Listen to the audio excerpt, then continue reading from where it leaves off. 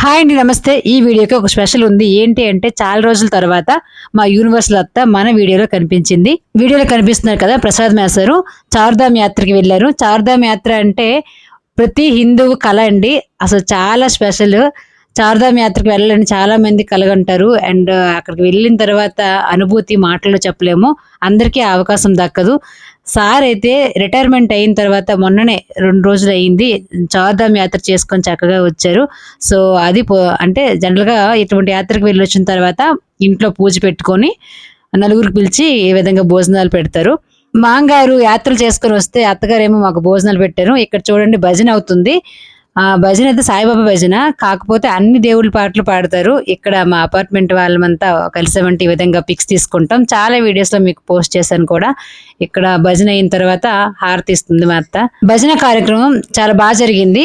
జనరల్గా ఇటువంటి భజనలు అప్పుడు ఫొటోస్ పెడతారు, కానీ ఇక్కడ విశాఖ బీ కాలనీలోని ఒక బాబా టెంపుల్ ఉంది. అక్కడ చాలా మంది డివోటీస్ ఉంటారు, భజనలు చేస్తూ ఉంటారు. ఒక వారానికి ఒకరి ఇంట్లో ఈ విధంగా భజన చేస్తారు. ఇలా ఎవరైనా మొక్కుకొని భజన చేస్తామంటే వాళ్ళ ఇంట్లో కూడా చేస్తారు. ఉదయాన్నే అంటే ఏ రోజు భజన చేస్తారో ఆ రోజు ఉదయం ఈ విధంగా బాబా విగ్రహాన్ని వారింటికి తీసుకొచ్చి చక్కగా అలంకరణ చేసి భజన చేస్తారనమాట. చాలా బాగుంది. ఇంటికి వెళ్ళగానే ఇది ఇల్లా గుడి అనిపించింది, అంత బాగుంది. నేను వాట్సాప్లో ఫోటో పెడితే అందరూ గుడి అనుకుంటున్నారు.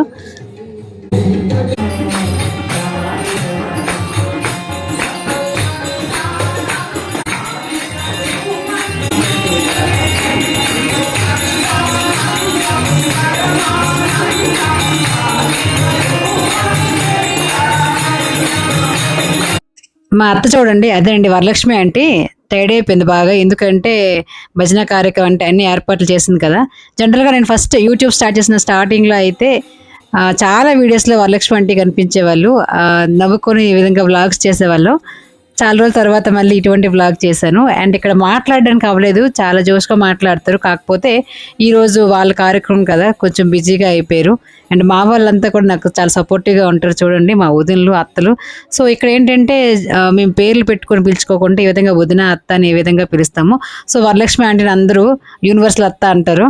బాబా డివోటీస్ చాలా మంది వచ్చి పాటలు పాడారు. ఇక్కడ పాటలు పాడుతున్న ఆమె మా రోజా వదిన, మా అపార్ట్మెంట్ అనమాట. అయితే తను ప్రాక్టీస్ లేదు కానీ చక్కగా పాడారు.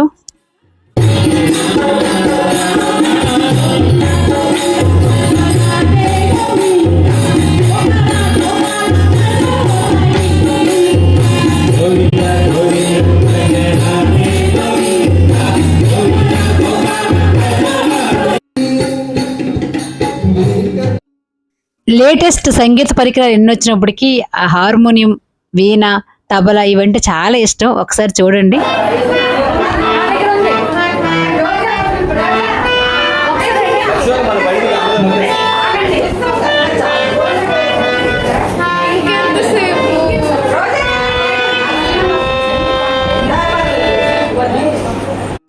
పూర్వకాలంలో చాలా మంది ఇంట్లో ఈ విధంగా హార్మోని ఉండేది. మనం ఎలాగైతే ఇప్పుడు మొబైల్స్తో వాటితో టైం పాస్ చేస్తుంటామో అట్లాగే కొన్ని సంగీత పరికరాలు ఉండేవన్నమాట. ఫ్లూట్, హార్మోనియం అలా కుటుంబ సభ్యులంతా కాసేపు కూర్చొని సరదాగా పాటలు పాడుకునేవాళ్ళు.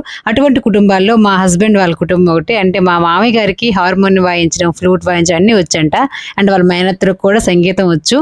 మా అపార్ట్మెంట్ వాసులంతా కూడా కొద్ది గంటలు ఈ విధంగా హ్యాపీగా గడిపాం.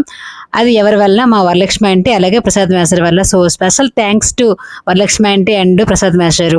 ఇదండి ఇవాళ వీడియో. ఇది మామిడికాయల సీజన్ కదా, సో మామిడికాయల రెసిపీలు చాలా ఉన్నాయి మన ఛానల్లో, వాటన్నింటినీ చూడండి. మన ఛానల్ ఇంకా ఎవరైనా సబ్స్క్రైబ్ చేయకపోతే సబ్స్క్రైబ్ చేయండి. వీడియో నచ్చితే ఒక లైక్ చేయండి. ఈ వీడియో ఎలా ఉందో కామెంట్ సెక్షన్ లో తెలియజేయండి. Thanks for watching.